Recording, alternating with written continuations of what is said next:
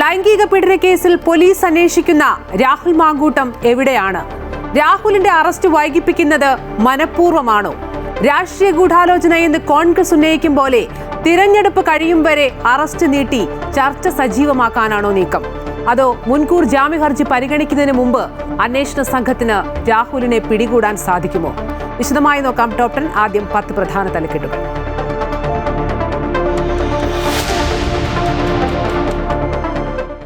ജമീല ഇനി ഓർമ്മയിൽ. കൊയിലാണ്ടി MLA കാനത്തിൽ ജമീല അന്തരിച്ചു.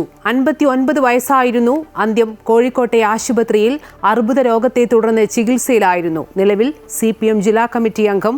അനുശോചിച്ച് മുഖ്യമന്ത്രി ഉൾപ്പെടെയുള്ള പ്രമുഖർ.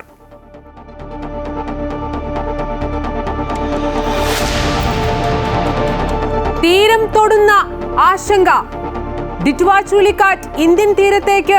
തമിഴ്നാട്ടിലെ തീരദേശവാസികൾക്ക് അതീവ ജാഗ്രതാ മുന്നറിയിപ്പ്. കാറ്റിന്റെ വേഗം കൂടി. നിരവധി വിമാന സർവീസുകൾ റദ്ദാക്കി. കേരളത്തിൽ 5 ജില്ലകളിൽ യെല്ലോ അലർട്ട്. ചുഴലിക്കാറ്റിൽ ശ്രീലങ്കയിൽ അടിയന്തരാവസ്ഥ. കനത്ത പ്രളയവും മണ്ണിടിച്ചിലും.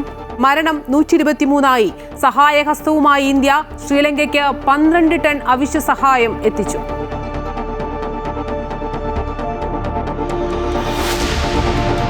ഈ രേഖകളും തെളിയണം.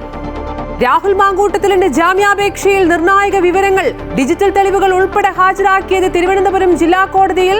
ഹാജരാക്കിയത് ഗർഭചിത്രം പരാതിക്കാരിയുടെ ഇഷ്ടപ്രകാരമാണ് നടത്തിയതെന്ന് സ്ഥാപിക്കാനുള്ള രേഖകൾ. ബലാത്സംഗം നടന്നുവെന്ന് പറയപ്പെടുന്ന സമയങ്ങളിൽ യുവതി ഭർത്താവിനൊപ്പമെന്ന് രാഹുൽ. മുൻകൂർ ജാമ്യ ഹർജി ബുധനാഴ്ച പരിഗണിക്കും.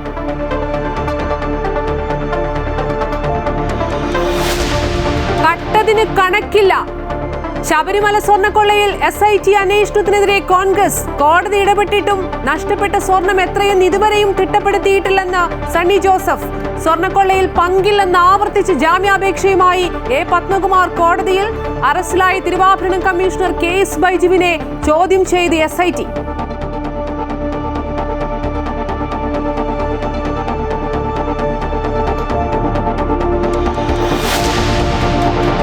തൽക്കാലം കൈകൊടുത്തു. കർണാടകയിൽ മുഖ്യമന്ത്രി സ്ഥാനത്തെ ചൊല്ലിയുള്ള തർക്കത്തിൽ മഞ്ഞുരുക്കം. നിയമസഭയുടെ ശീതകാല സമ്മേളനം തീരുന്നതുവരെ പരസ്യ പ്രതികരണം ഉണ്ടാകില്ല. സമവായത്തിലെത്തിയത് DK ശിവകുമാർ സിദ്ധരാമയ്യ. കൂടിക്കാഴ്ചയ്ക്ക് പിന്നാലെ ശിവകുമാറുമായി ഭിന്നത എന്നത് BJP പ്രചരണമെന്ന് സിദ്ധരാമയ്യ. ക്രിയാത്മക ചർച്ചയെന്ന് ശിവകുമാർ.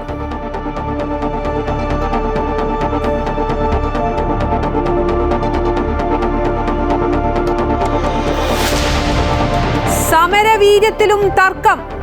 മുനമ്പത്ത് ഭിന്നത. 400 ദിവസത്തിലേറെ നീണ്ട റിലേ നിരാഹാരം നാളെ അവസാനിപ്പിക്കാൻ ഭൂസംരക്ഷണ സമിതി. എതിർപ്പുമായി മുനമ്പം സമരസമിതി. റവന്യൂ അവകാശങ്ങൾ പൂർണ്ണമായി പുനഃസ്ഥാപിക്കണമെന്നാവശ്യപ്പെട്ട് നാളെ മുതൽ സമരമെന്ന് ഭാരവാഹികൾ.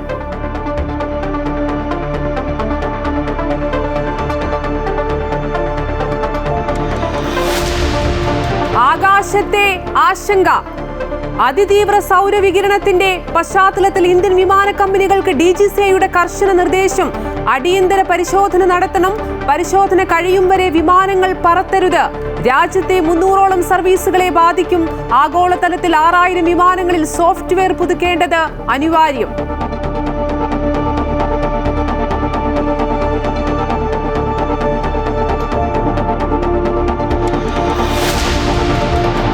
റാഞ്ചിയിലെങ്കിലും റാഞ്ചുമോ? ഇന്ത്യ ദക്ഷിണാഫ്രിക്ക ഏകദിന പരമ്പരയ്ക്ക് നാളെ തുടക്കം. മത്സരം ജാർഖണ്ഡിലെ റാഞ്ചിയിൽ. KL രാഹുൽ നയിക്കുന്ന പരമ്പരയിൽ 3 മത്സരങ്ങൾ. ഇന്ത്യക്കെതിരെ ടെസ്റ്റ് പരമ്പര നേടിയ ആത്മവിശ്വാസത്തിൽ ദക്ഷിണാഫ്രിക്ക.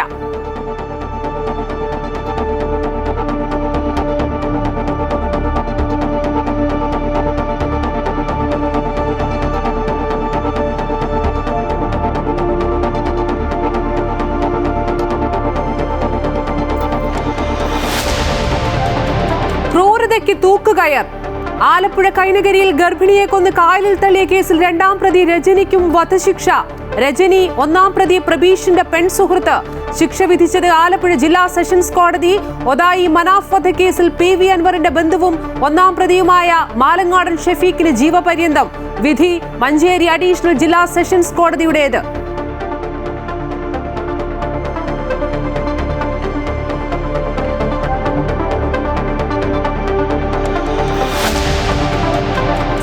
ഓഫ് ദി ഡേ ആസ്വദിക്കാം ഈ ഇടനാഴിയിൽ അല്പനേരം.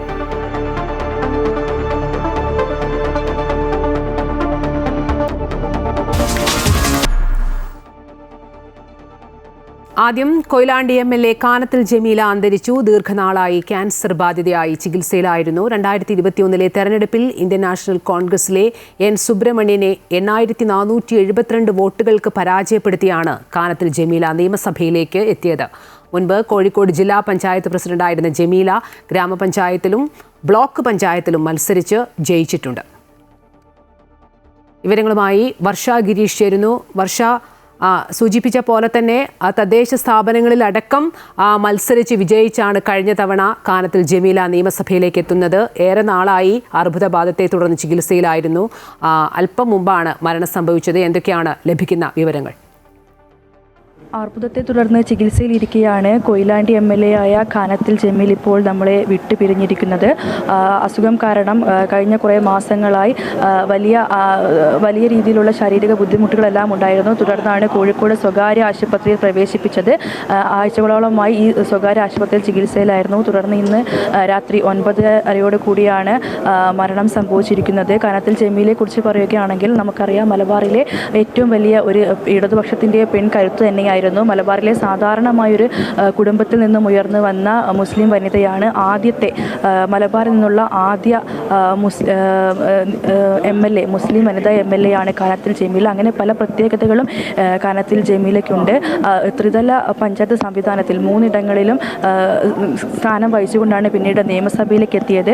തലക്കുളത്തൂർ 1995 തലക്കുളത്തൂർ പഞ്ചായത്ത് പ്രസിഡന്റായിട്ടായിരുന്നു തുടക്കം. പിന്നീട് ചെളന്നൂർ ബ്ലോക്ക് പഞ്ചായത്ത് പ്രസിഡന്റായി, പിന്നീട് 2 തവണ ജില്ലാ പഞ്ചായത്ത് പ്രസിഡന്റായി. ശേഷമാണ് 2001 കൊയിലാണ്ടിയിലെ MLA ആയത്. നിയമസഭയിലേക്ക് എത്തിയത് അന്ന് കോൺഗ്രസിലെ N സുബ്രഹ്മണ്യനെ 2000-ൽ പരം വോട്ടുകളിൽ പരാജയപ്പെടുത്തിയാണ് കാനത്തിൽ ജമീല ഈ ഒരു MLA സ്ഥാനത്തെത്തിയത്. അങ്ങനെ കരുത്തുറ്റ പ്രയത്നം കൊണ്ട് രാഷ്ട്രീയമായി ഇവിടെ എത്തിച്ചേർന്ന ഒരു വനിതാ നേതാവാണ് കാനത്തിൽ ജമീല. എന്തായാലും അത്തരമൊരു നേതാവിനെയാണ് ഇപ്പോൾ നമുക്ക് നഷ്ടമായിരിക്കുന്നത്. ശരി, കൊയിലാണ്ടി MLA കാനത്തിൽ ജമീല അന്തരിച്ചു. ദീർഘനാളായി ക്യാൻസർ ബാധിതയായി ചികിത്സയിലായിരുന്നു. 2021 തെരഞ്ഞെടുപ്പിൽ ഇന്ത്യൻ നാഷണൽ കോൺഗ്രസിലെ N സുബ്രഹ്മണ്യനെ പരാജയപ്പെടുത്തിയാണ് കഴിഞ്ഞ തവണ നിയമസഭയിലേക്ക് എത്തിയത്. മുൻപ് കോഴിക്കോട് ജില്ലാ പഞ്ചായത്ത് പ്രസിഡന്റായിരുന്നു. ഗ്രാമപഞ്ചായത്തിലും അതുപോലെ തന്നെ ബ്ലോക്ക് പഞ്ചായത്തിലുമൊക്കെ മത്സരിച്ച് ജയിച്ചിട്ടുണ്ട്. നിലവിൽ CPM ജില്ലാ കമ്മിറ്റി അംഗം കൂടിയാണ്. അല്പം മുമ്പാണ് മരണവിവരം വന്നത്. ഏറെ നാളായി അർബുദബാധത്തെ തുടർന്ന് ചികിത്സയിലായിരുന്നു. വർഷയാണ് വിശദാംശങ്ങൾ നൽകിയത്.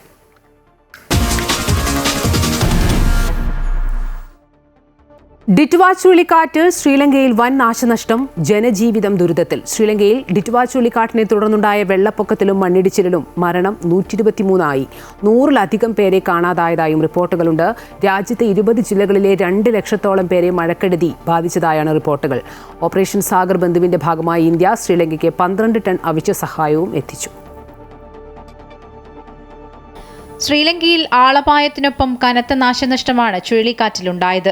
ബദുള്ള, നുവാരയിലിയ മേഖലകളിലായി നിരവധി പേരെ കാണാതായിട്ടുണ്ട്. 4000-ലധികം വീടുകൾക്ക് കേടുപാടുകൾ സംഭവിച്ചതായും 700-ലധികം വീടുകൾ തകർന്നെന്നുമാണ് കണക്കുകൾ. റെയിൽവേ റോഡ് ഗതാഗതം തടസ്സപ്പെട്ടതായും റിപ്പോർട്ടുകളുണ്ട്. 50,000-ഓളം പേരെ താൽക്കാലിക ഷെൽട്ടറുകളിലേക്ക് മാറ്റിയിട്ടുണ്ട്. കെലനി നദിയിൽ ജലനിരപ്പ് ഉയർന്നതോടെ കൊളംബോ പ്രളയഭീതിയിലാണ്.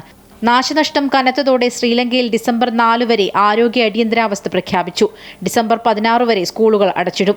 കൊളംബോ തുറമുഖം താൽക്കാലികമായി അടച്ചു. ശ്രീലങ്കയ്ക്ക് കൈത്താങ്ങായി ഓപ്പറേഷൻ സാഗർ ബന്ധുവിന്റെ ഭാഗമായി 16 ടൺ അവശ്യ വസ്തുക്കൾ ഇന്ത്യ എത്തിച്ചു നൽകി. ദുരിതബാധിതർക്കായി ടെന്റുകൾ, ടാർപോളിനുകൾ, പുതപ്പുകൾ, ശുചിത്വ കിറ്റുകൾ, റെഡി ടു ഈറ്റ് ഭക്ഷണ പദാർത്ഥങ്ങൾ എന്നിവയാണ് വിമാനം വഴി എത്തിച്ചു നൽകിയത്. ചുഴലിക്കാറ്റ് രൂപപ്പെട്ടതോടെ തമിഴ്നാടിന്റെ തീരപ്രദേശങ്ങളിൽ റെഡ് അലർട്ട് പ്രഖ്യാപിച്ചു. തീരദേശ ജില്ലകളിലും പുതുച്ചേരിയിലുമാണ് റെഡ് അലർട്ട്. കഡലൂർ, മയിലാടുംതുറൈ, വിഴുപുരം, ചെങ്കൽപ്പെട്ട് ജില്ലകളിലും പുതുച്ചേരിയിലും കനത്ത മഴയ്ക്ക് സാധ്യതയുണ്ടെന്ന് കാലാവസ്ഥാ നിരീക്ഷണ കേന്ദ്രം അറിയിച്ചു. News desk, Amrita TV. രാത്രിയോടെ ഡിറ്റ്വ ചുഴലിക്കാറ്റ് തമിഴ്നാട്ടിലേക്ക് എത്തുമെന്നാണ് മനസ്സിലാക്കാൻ സാധിക്കുന്നത്. ചുഴലിക്കാറ്റ് ചെന്നൈക്ക് സമീപം കരതൊട്ടാൽ നഗരത്തിൽ അതിശക്തമായ മഴയ്ക്കാണ് സാധ്യത. അതോടൊപ്പം തന്നെ തീരദേശ മേഖലകളിലൊക്കെ വലിയ ജാഗ്രതയും ഉണ്ട്. ഡിറ്റ്വ ചുഴലിക്കാറ്റിന്റെ സ്വാധീന ഫലമായി സംസ്ഥാനത്തും ശക്തമായ മഴ തുടരുമെന്ന് തന്നെയാണ് കേന്ദ്ര കാലാവസ്ഥാ വകുപ്പ് അറിയിച്ചിട്ടുള്ളത്. ഇന്ന് 5 ജില്ലകളിൽ യെല്ലോ അലർട്ട് പ്രഖ്യാപിച്ചു. പത്തനംതിട്ട, ഇടുക്കി, പാലക്കാട്, മലപ്പുറം, വയനാട് ജില്ലകളിലാണ് യെല്ലോ അലർട്ട് പ്രഖ്യാപിച്ചിട്ടുള്ളത്. കള്ളക്കടൽ പ്രതിഭാസത്തിന്റെ ഭാഗമായി കടലാക്രമണത്തിന് സാധ്യത ുള്ളതിനാൽ തീരപ്രദേശങ്ങളിലും ജാഗ്രതാ നിർദ്ദേശമുണ്ട്. ഇന്നും നാളെയും മത്സ്യബന്ധനത്തിനും വിലക്ക് ഏർപ്പെടുത്തിയിട്ടുണ്ട്.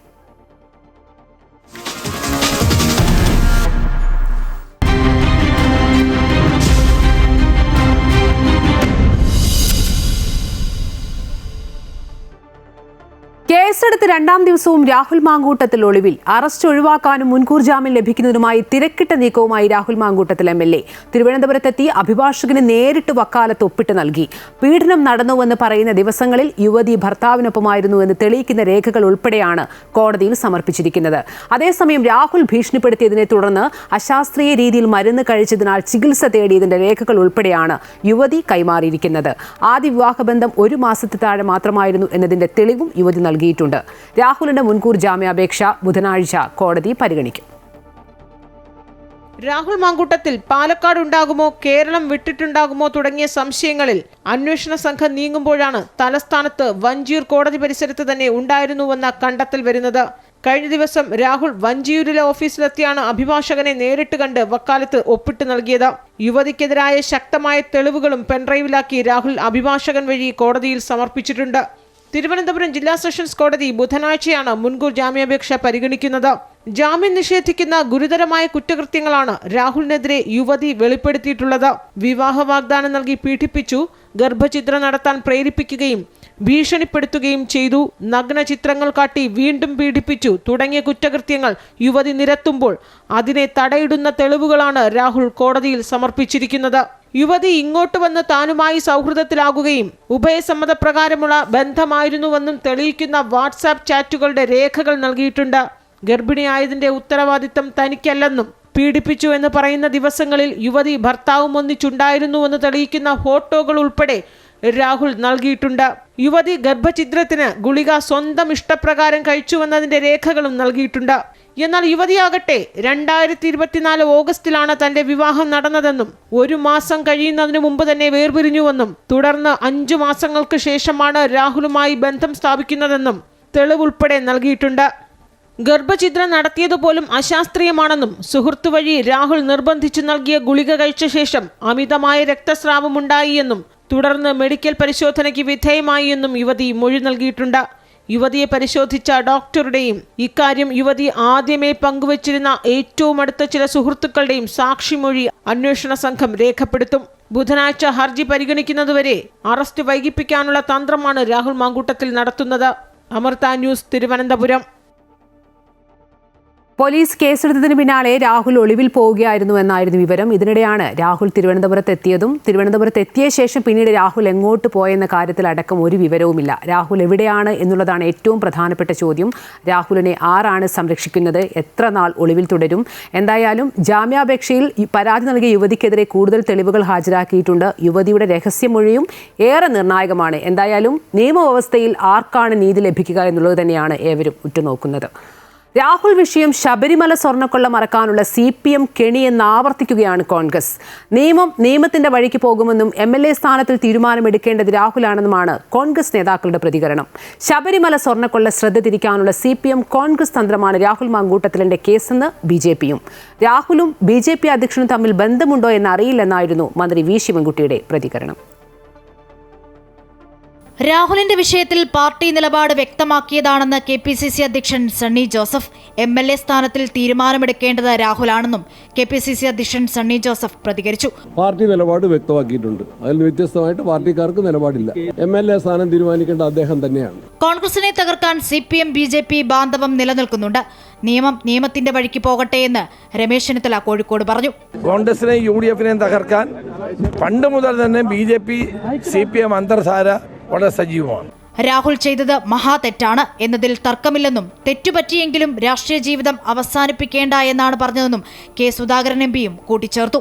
രാഹുലിന്റെ തെറ്റ് ചെയ്തത് തെറ്റാണ്, മഹാതെറ്റാണ്. അതിൽ തർക്കമൊന്നുമില്ല. അത് രാഹുലിനോടുള്ള വ്യക്തിപരമായ താല്പര്യമല്ല. പക്ഷേ ഒരു രാഷ്ട്രീയ പ്രവർത്തകനെ ഹനിക്കുന്നതിന് മുമ്പ് അതിൻ്റെ മുൻ എന്നാലോചിക്കുന്നത് നല്ലത്. രാഹുലിനെതിരായ നടപടികളിൽ തന്റെ വ്യക്തിപരമായ അടുപ്പം പാർട്ടിയെ സ്വാധീനിച്ചിട്ടില്ലെന്ന് ഷാഫി പറമ്പിൽ എംപിയും പ്രതികരിച്ചു. ഇവൻ എൻ്റെ വ്യക്തിപരമായ അടുപ്പമോ അടുപ്പക്കുറവോ ഒന്നും പാർട്ടിയുടെ ഈ തീരുമാനങ്ങളെ വേറൊരു തരത്തിലും സ്വാധീനിച്ച ഒരു കാര്യമോ ഘടകമോ അല്ല. ശബരിമല സ്വർണ്ണക്കൊള്ളയിൽ നിന്നും ശ്രദ്ധ തിരിക്കാനാണ് സർക്കാർ ഇപ്പോൾ രാഹുൽ മാങ്കൂട്ടത്തിനെതിരെ കേസെടുത്തതെന്ന് BJP സംസ്ഥാന അധ്യക്ഷൻ രാജീവ് ചന്ദ്രശേഖറും ആരോപിച്ചു. ഇത് സ്വർണ്ണക്കള്ള, ശബരിമലയിൽ നടന്ന സ്വർണ്ണ മോഷണം, കോട്ട് ചെയ്യുന്ന നടപടി, ഇതിനെല്ലാം ശ്രദ്ധ തിരിക്കാനാണ് CPM സർക്കാർ ഈ ഇലക്ഷന്റെ 10 ദിവസം മുമ്പ് ഇപ്പോൾ ഒരു കേസ് ഫയൽ ചെയ്തത്.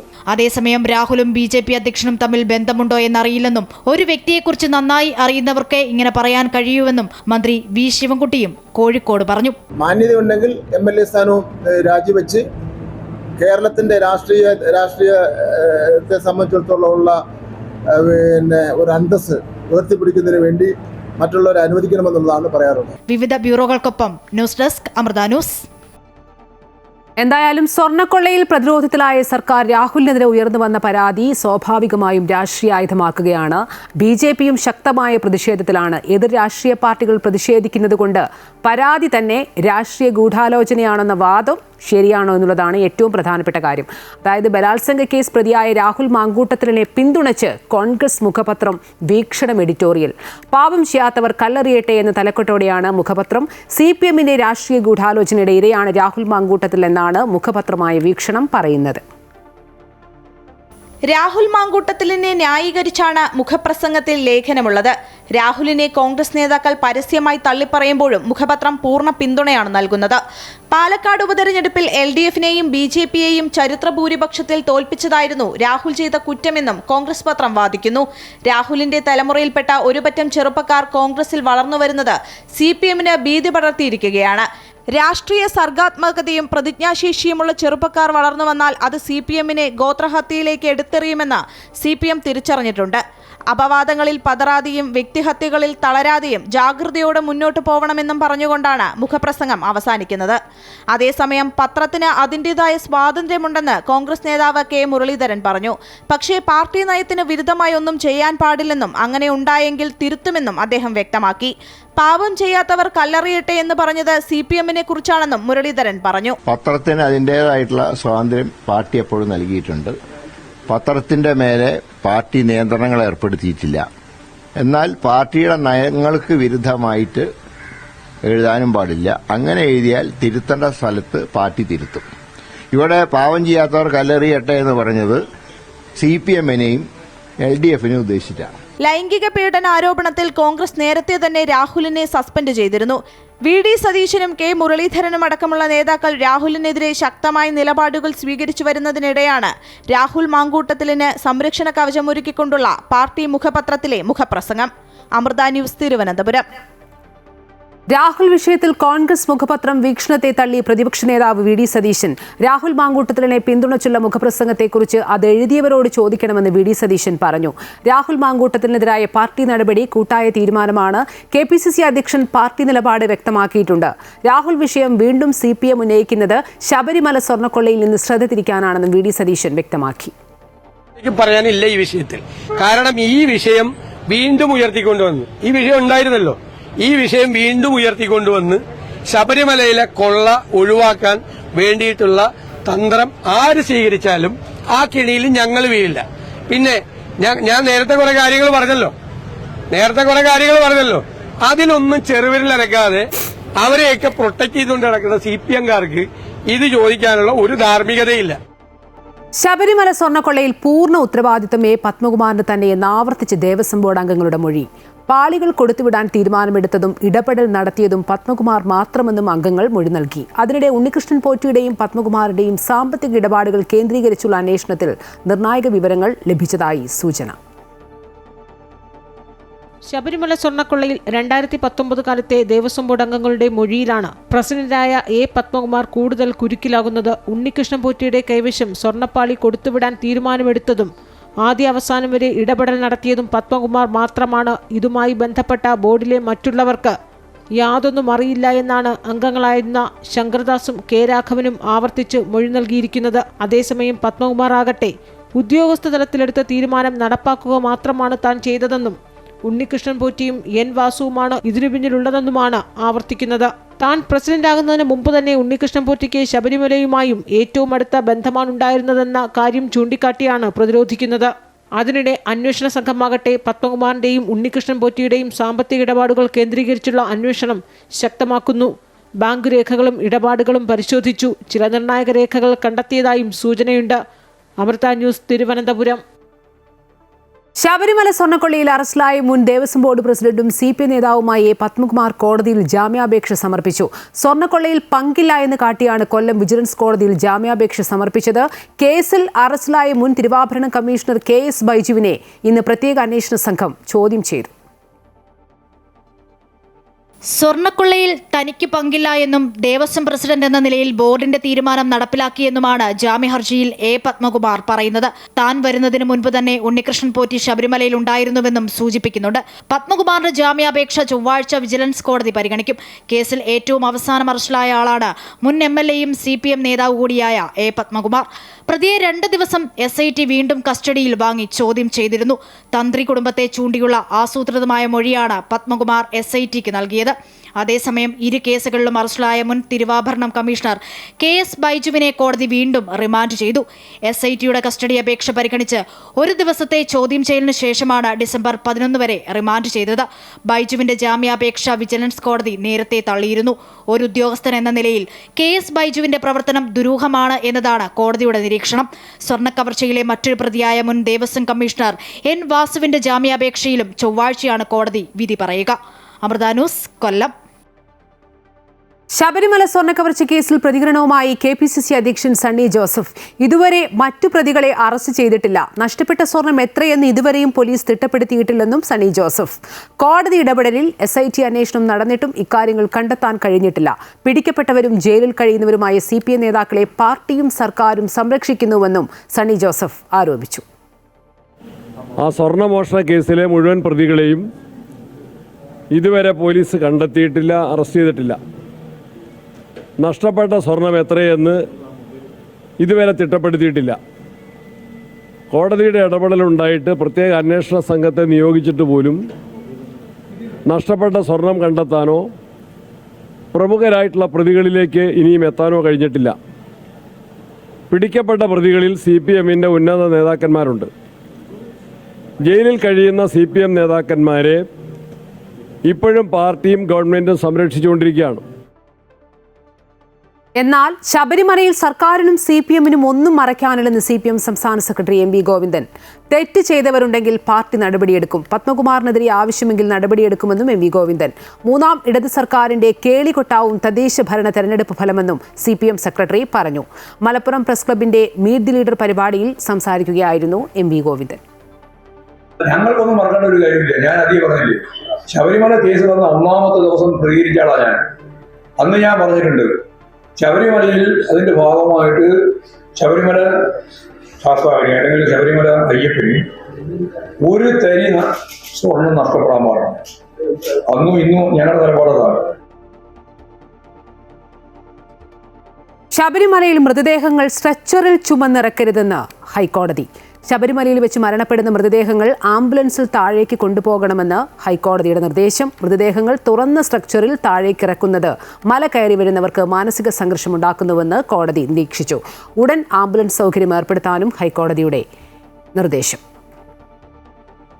സന്നിധാനത്തും ശബരിമലയിലേക്കുള്ള വഴിയിലും വെച്ച് മരണപ്പെടുന്നവരുടെ മൃതദേഹങ്ങൾ ആംബുലൻസിൽ വേണം താഴത്തേക്ക് ഇറക്കുവാൻ എന്നാണ് ഇപ്പോൾ ഹൈക്കോടതി ഒരു നിർണായക ഉത്തരവിലൂടെ പറഞ്ഞിട്ടുള്ളത്. മൃതദേഹങ്ങൾ പ്രദർശിപ്പിച്ചു കൊണ്ടുപോകരുത്. സ്ട്രക്ചറിലാണ് സാധാരണഗതിയിൽ ഇപ്പോൾ മൃതദേഹങ്ങൾ താഴേക്ക് ഇറക്കുന്നത്. ഇത് മറ്റ് തീർത്ഥാടകരിൽ അസ്വസ്ഥത ഉളവാക്കുമെന്ന് കോടതി നിരീക്ഷിച്ചു. ഇത്തരം രീതിയിൽ മൃതദേഹങ്ങൾ മാറ്റുന്നതിൽ ഞെട്ടലും അതൃപ്തിയും കോടതി രേഖപ്പെടുത്തി. മല കയറി വരുന്നവർക്ക് കടുത്ത മാനസിക ബുദ്ധിമുട്ടുണ്ടാക്കുന്നതാണ് ഈ കാഴ്ചയെന്ന് കോടതി പറഞ്ഞു.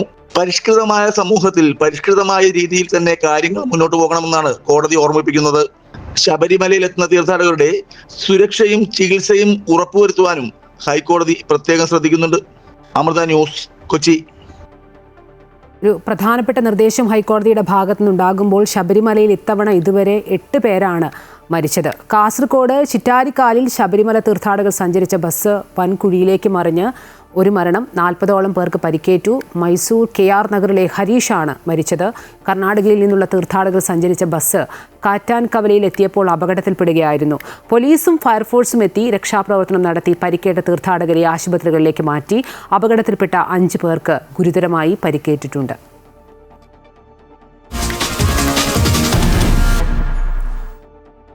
കർണാടകയിൽ മുഖ്യമന്ത്രി മാറുമോ, മുഖ്യമന്ത്രി സ്ഥാനത്തെ ചൊല്ലിയുള്ള തർക്കത്തിൽ മഞ്ഞുരുകിയോ എന്നുള്ളതൊക്കെയാണ് പ്രധാനപ്പെട്ട ചോദ്യം. DK ശിവകുമാർ മുഖ്യമന്ത്രി സിദ്ധരാമയ്യയുടെ വസതിയിലെത്തി കൂടിക്കാഴ്ച നടത്തി. ഹൈക്കമാൻഡ് നിർദ്ദേശത്തിന് പിന്നാലെയാണ് ഇരു നേതാക്കളും കൂടിക്കാഴ്ച നടത്തിയത്. അന്തിമ തീരുമാനം ഹൈക്കമാൻഡിൻ്റേതായിരിക്കും. കർണാടകയിൽ മുഖ്യമന്ത്രി സ്ഥാനത്തെ ചൊല്ലിയുള്ള തർക്കം രൂക്ഷമാകുന്നതിനിടെയാണ് മുഖ്യമന്ത്രി സിദ്ധരാമയ്യയും ഉപമുഖ്യമന്ത്രി DK ശിവകുമാറും ഇന്ന് കൂടിക്കാഴ്ച നടത്തിയത്. മുഖ്യമന്ത്രി സ്ഥാനം പങ്കിടുന്നതുമായി ബന്ധപ്പെട്ട് ഊഹാപോഹങ്ങളും ചർച്ചകളും നിലനിൽക്കുന്ന സാഹചര്യത്തിലെ കൂടിക്കാഴ്ച ഏറെ ശ്രദ്ധേയമായി. കൂടിക്കാഴ്ചയ്ക്ക് ശേഷം നേതാക്കൾ മാധ്യമങ്ങളെ കണ്ടു. DK ശിവകുമാറുമായി തനിക്ക് യാതൊരു ശത്രുതയുമില്ലെന്നും ഭിന്നതയെന്നത് BJP പ്രചരണമെന്നും സിദ്ധരാമയ്യ പറഞ്ഞു. ഹൈക്കമാൻഡ് ഞങ്ങളെ രണ്ടുപേരെയും വിളിപ്പിച്ചു. അതുകൊണ്ടാണ് ചർച്ച നടത്താനായി ശിവകുമാറിനെ പ്രഭാതഭക്ഷണത്തിനായി ക്ഷണിച്ചത്. ഹൈക്കമാൻഡ് എന്തു പറഞ്ഞാലും താൻ അംഗീകരിക്കുമെന്നും തന്റെ നിലപാടിൽ മാറ്റമില്ലെന്നും സിദ്ധരാമയ്യ പറഞ്ഞു. തങ്ങൾ ഒറ്റക്കെട്ടായി മുന്നോട്ടു പോകുമെന്നും ഇരുവരും പറഞ്ഞു. അങ്ങനെ സിദ്ധരാമയ്യയും ശിവകുമാറും തമ്മിലുള്ള അധികാര പങ്കിടൽ കരാർ തർക്കത്തിന് തൽക്കാലത്തേക്ക് പരിഹാരമായി എന്ന് വേണം കരുതാൻ. പക്ഷേ പാർലമെന്റിന്റെ ശീതകാല സമ്മേളനത്തിന് മുന്നോടിയായി നാളെ നടക്കുന്ന പാർട്ടിയുടെ ഗ്രൂപ്പ് യോഗത്തിന് ശേഷം കേന്ദ്ര നേതാക്കളുമായി അധികാര പങ്കിടൽ കരാർ വീണ്ടും ചർച്ച ചെയ്യാനും സാധ്യത കാണുന്നുണ്ട്. News desk Amrita news. മുനമ്പത്തെ സമരം അവസാനിക്കുമ്പോഴും രാഷ്ട്രീയ വിവാദം തുടരും. കാരണം സംരക്ഷണ സമിതിയിൽ ഭിന്നതയാണ്. സമരസമിതിയിൽ റവന്യൂ അവകാശങ്ങൾക്കായി മുനമ്പത്തെ ജനങ്ങൾ നടത്തിവന്ന നിരാഹാര സമരം താൽക്കാലികമായി അവസാനിപ്പിക്കാൻ ഭൂസംരക്ഷണ സമിതി തീരുമാനിച്ചു.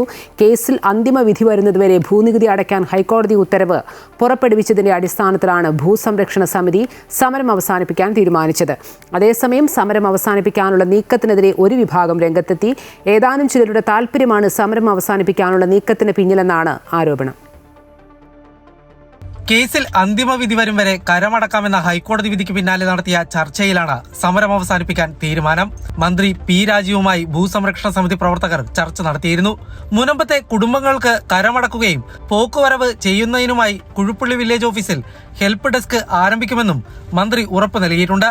നാളെ ഉച്ചയ്ക്ക് 2:30 മുനമ്പം വേളാങ്കണ്ണി പള്ളി മുറ്റത്തെ സമരപ്പന്തലിലെത്തുന്ന മന്ത്രി P രാജീവ് സമരം ചെയ്യുന്നവർക്ക് നാരങ്ങ നീര് നൽകിയാണ് സമരം അവസാനിപ്പിക്കുന്നത്.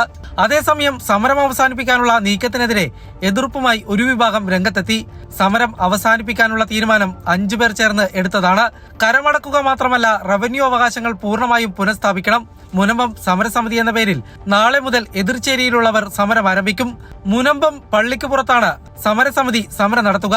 അമൃത ന്യൂസ്, കൊച്ചി.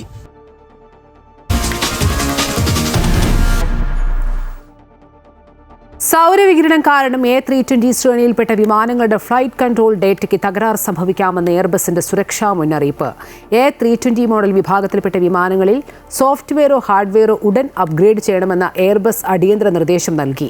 വിമാന സർവീസുകൾ തടസ്സപ്പെട്ടേക്കാമെന്ന് എയർ ഇന്ത്യ ഉൾപ്പെടെയുള്ള ഇന്ത്യൻ വിമാന കമ്പനികളും അറിയിച്ചു. അതിതീവ്ര സൗരവികിരണം ഫ്ലൈറ്റ് കൺട്രോൾ സംബന്ധിച്ച നിർണായക ഡേറ്റയെ ബാധിക്കാനിടയുണ്ടെന്നാണ് വിലയിരുത്തൽ. എയർബസ് A320 വിഭാഗത്തിൽപ്പെട്ട ഒട്ടേറെ വിമാനങ്ങളിൽ സോഫ്റ്റ്വെയർ മാറ്റങ്ങൾ നിർബന്ധമാക്കിയെന്നാണ് റിപ്പോർട്ട്. ഇന്ത്യൻ എയർലൈൻസുകളായ ഇൻഡിഗോ, എയർ ഇന്ത്യ എക്സ്പ്രസ് എന്നിവ പ്രവർത്തിപ്പിക്കുന്ന നിരവധി വിമാനങ്ങളെ തീരുമാനം ബാധിക്കും. സോഫ്റ്റ്വെയർ അപ്ഡേഷനായി വിമാനങ്ങൾ നിശ്ചിത സമയത്തേക്ക് നിലത്തിറക്കേണ്ടി വരുന്നതിനാൽ സർവീസുകളിൽ തടസ്സം നേരിട്ടേക്കുമെന്നും സൂചനയുണ്ട്. ചില വിമാനങ്ങൾ വൈകാനോ റദ്ദാക്കാനോ ഇടയുണ്ടെന്ന് ഇന്ത്യൻ എയർലൈൻസ് അറിയിച്ചു. ഇൻഡിഗോയുടെ 350 വിമാനങ്ങളും എയർ ഇന്ത്യയുടെ 120 വിമാനങ്ങളും A320 ശ്രേണിയിൽപ്പെട്ടതാണ്. Air India എക്സ്പ്രസിനും 40 വിമാനങ്ങളുണ്ട്. എത്ര സർവീസുകളെ പ്രശ്നം ബാധിക്കുമെന്ന് നിലവിൽ വ്യക്തമല്ല. ആഗോളതലത്തിൽ 6000 വിമാനങ്ങളെ ബാധിക്കപ്പെടുമെന്നാണ് വിലയിരുത്തൽ. മുൻകരുതൽ നടപടികൾ സ്വീകരിക്കാൻ എയർബസ് ഓപ്പറേറ്റർമാർക്ക് നിർദ്ദേശം നൽകിയിട്ടുണ്ട്. പല വിമാനങ്ങൾക്കും സോഫ്റ്റ്വെയർ അപ്ഡേറ്റിലൂടെ പ്രശ്നപരിഹാരം സാധ്യമാണ്. എന്നാൽ 900ഓളം പഴയ വിമാനങ്ങളിൽ കമ്പ്യൂട്ടർ അടക്കം ഹാർഡ്വെയർ മാറ്റേണ്ടി വരും. News desk, Amrita TV. ലോകമെമ്പാടുമുള്ള എയർബസ് A320 വിമാനങ്ങൾക്ക് പുറപ്പെടുവിച്ച ആഗോള സുരക്ഷാ മാർഗനിർദ്ദേശങ്ങളുടെ അടിസ്ഥാനത്തിൽ നടക്കുന്ന അറ്റകുറ്റപ്പണികളുടെ ഭാഗമായി കുവൈറ്റ് എയർവേസിന്റെ A320 മോഡൽ വിമാന സർവീസുകൾ വൈകിയേക്കുമെന്ന് കുവൈറ്റ് സിവിൽ ഏവിയേഷൻ അധികൃതർ. യൂറോപ്യൻ വിമാന നിർമ്മാതാക്കളായ എയർബസ് ആണ് തങ്ങൾ വ്യാപകമായി നിർമ്മിക്കുന്ന A320 വിഭാഗത്തിലെ 6000 വിമാനങ്ങളുടെ അടിയന്തര അറ്റകുറ്റപ്പണികൾക്ക് ഉത്തരവിട്ടത്.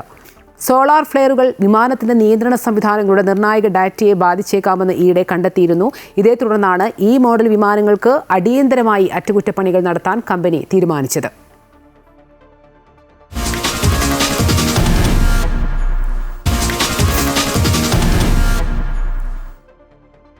ടെസ്റ്റ് ക്രിക്കറ്റ് പരമ്പരയിലെ സമ്പൂർണ്ണ തോൽവിക്ക് പിന്നാലെ ഇന്ത്യ ദക്ഷിണാഫ്രിക്ക ഏകദിന പരമ്പരയ്ക്ക് നാളെ റാഞ്ചിയിൽ തുടക്കം. 3 മത്സരങ്ങളാണ് പരമ്പരയിലുള്ളത്.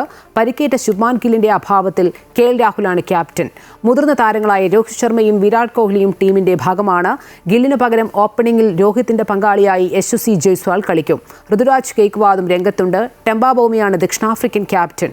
ക്വിന്റൺ ഡി കോക്കും ടീമിലുണ്ട്. 2ാം മത്സരം ഡിസംബർ 3-നും 3ാമത്തേത് 6-നുമാണ് നടക്കുക.